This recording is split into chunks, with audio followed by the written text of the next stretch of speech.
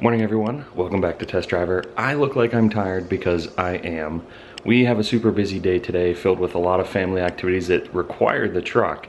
But before we head out, I'm going to try and install the grille and the new headlights that I have on the F-150. I would love to give you a step-by-step walkthrough on everything that it takes to do that. But there's plenty of videos on YouTube that explain all of that. So instead, we're just going to get to it because I'm time crunched. All right, here we go. Normally, everyone is itching to black out their F-150. Mine came with the sports package, which means that it's basically blacked out. The only thing that isn't black is the grille, which is like a mineral gray color. Maybe it's because I'm getting older, but I want to try chrome. So what I picked up was a King Ranch OEM grille for my F-150 from somebody on the Facebook Marketplace. $100. If you know, these are about $600–700 if you buy them anywhere else. And I then blacked out the top and bottom mesh parts, and I bought an overlay for the emblem so that we've kind of got that nice black and chrome look going. Not sure if I'm gonna like it or not, but it's kind of the fun of this, right? Like, let's install the grille, see what it looks like.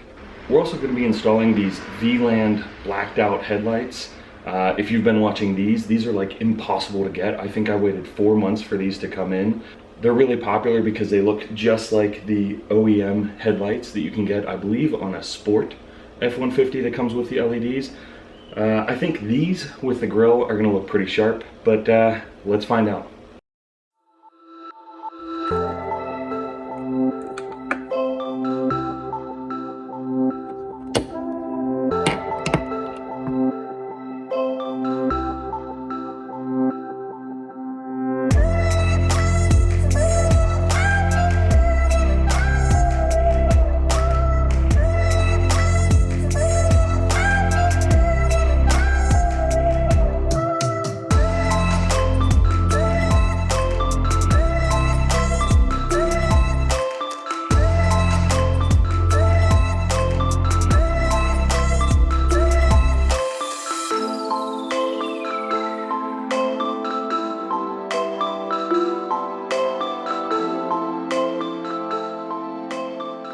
Alright, the whole front end is apart, and now we're going to install the headlights. But the only thing that I'm not a big fan of with these VLANs is the dynamic turn signals.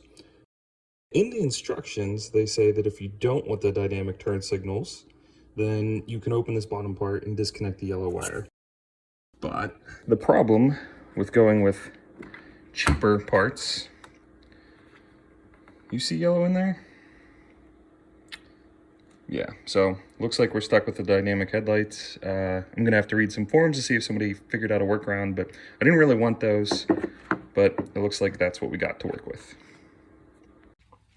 I've read online in a few places that people have issues with moisture buildup in the VLANs, so they're suggesting that you take a couple silica packets and put them in here, down in the bottom of the headlight, and that should do its job in making sure there's no moisture inside the headlights. Got this harness from VLAND that just connects up to all of the existing wires that go into the OEM halogen headlights, and then currently routing a wire into the fuse box and just installed that as well. All right, so here we go. Test run. We got the headlights installed. They're wired up using the black harness that came with it. There's this brown harness that I don't know why I would use it instead of the one I have, but let's hit the unlock button and see what happens.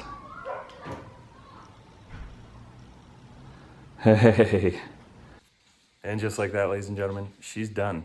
It came out so well. I'm really excited to show you, and I don't want to tease you at all. Let's just go take a look at it.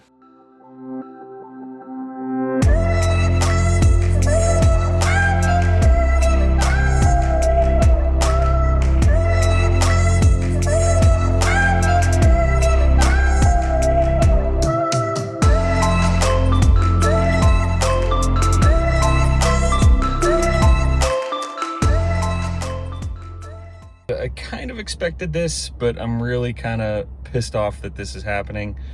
If I hit the flashers, you'll see that it's flashing, but let's go take a look at the front end.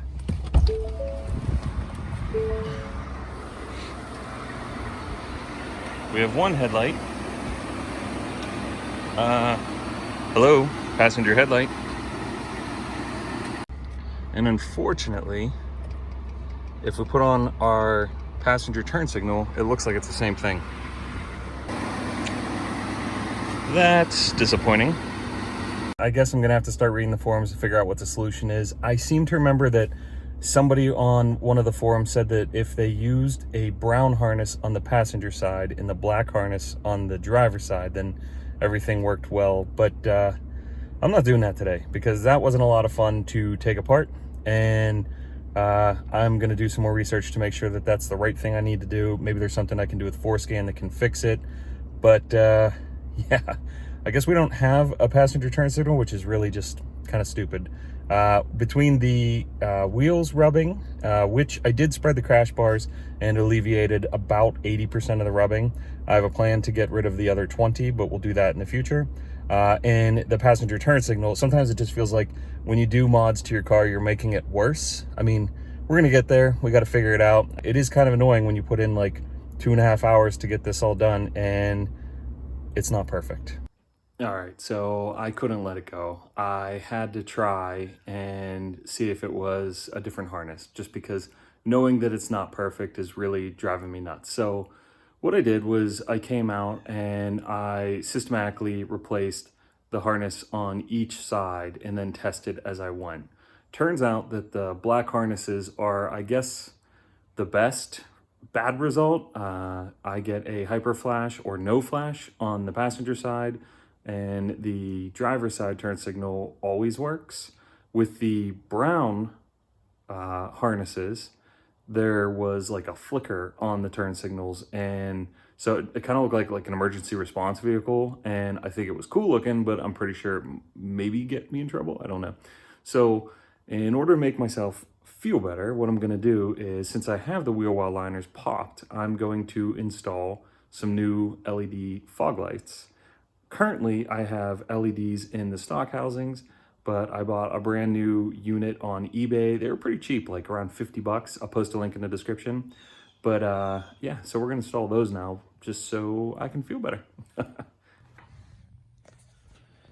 And just like that, it's a few weeks later. I'm finally sitting down to edit the video. I actually couldn't finish this video right there because I threw out my back moving stuff around to do this shoot, and I just decided to call it quits. So I'm gonna leave you with a couple photos of the headlights and the fog lights installed.